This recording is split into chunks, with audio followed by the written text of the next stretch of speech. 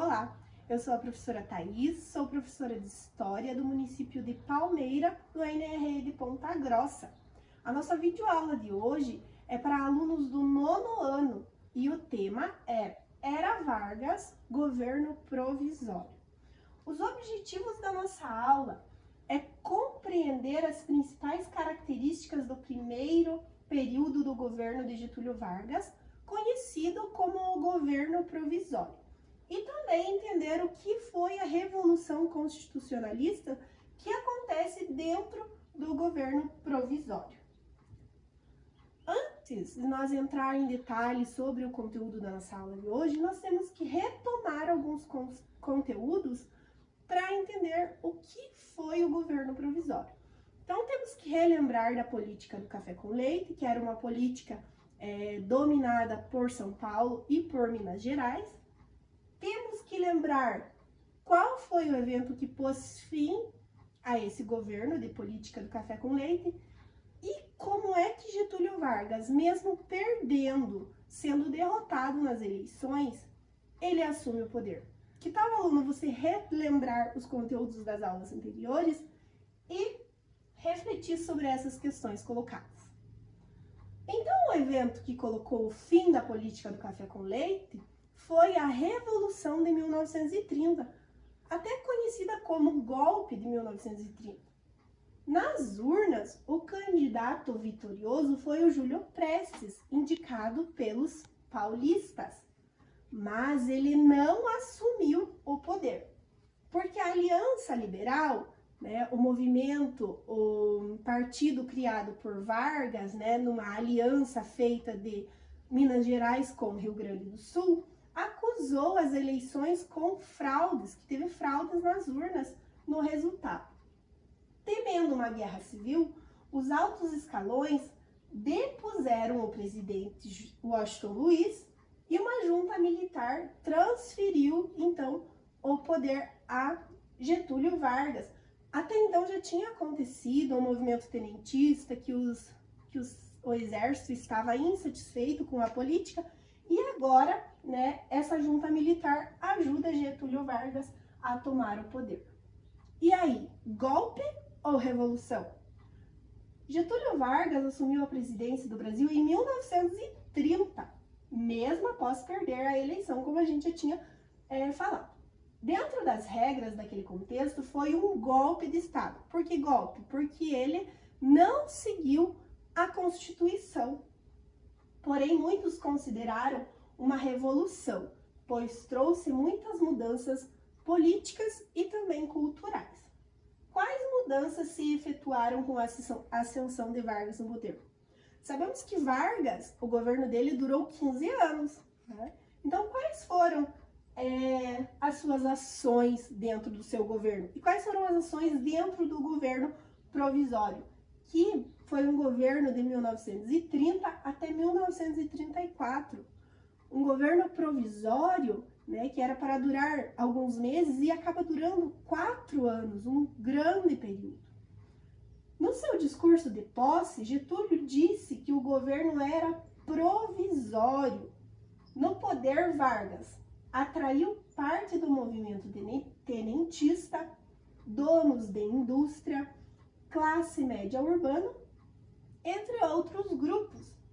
Vargas ele cancelou a Constituição de 1891, que era a Constituição que dizia como seria a política, como seriam as eleições. Ele fechou o Congresso Nacional e a Assembleia dos Estados e Municípios. Suspendeu o pagamento das dívidas externas.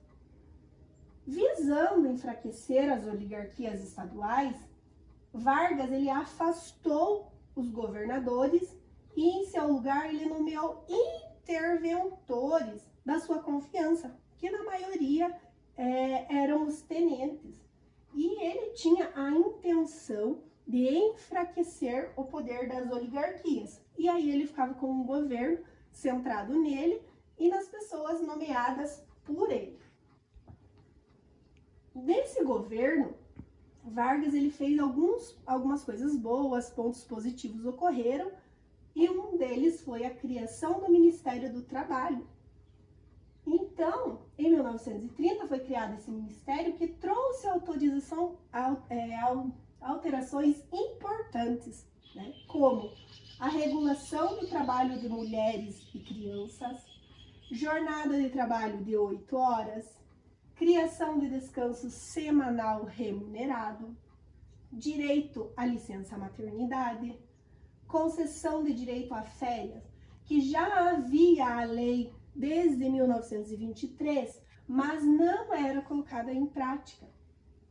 Direito à aposentadoria e a pensões e criação da carteira de trabalho. Então, Vargas, ele foi um homem muito bom, um presidente muito bom, principalmente para os trabalhadores.